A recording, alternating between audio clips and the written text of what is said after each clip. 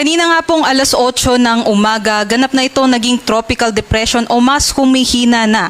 At ngayong alas 11, meron na lang po itong taglay na hangin na aabot sa 45 kilometers per hour at pagbugso na aabot sa 55 kilometers per hour habang binabaybay ang Balintang Channel. Meron pa rin po itong taglay na hangin nga po na 45 kilometers per hour. So medyo kalakasan pa rin po yung hangin natin, kaya kahit tropical depression na lamang ito ay mag-ingat pa rin po yung ating mga kababayan. Sa ngayon nga, kumikilos pa rin po ito pa southwestward, may kabilisan 20 kilometers per hour.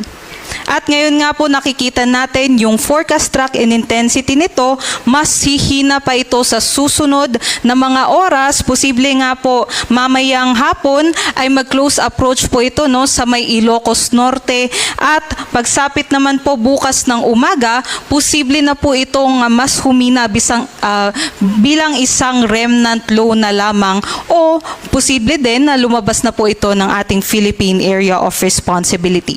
Ngunit hindi nga natin inaalis yung tsansa nga kung mag-southwestward pa yung kanyang movement, ay posible nga pong maapektuhan pa rin ng malalakas na hangin yung parte ng Ilocos Norte.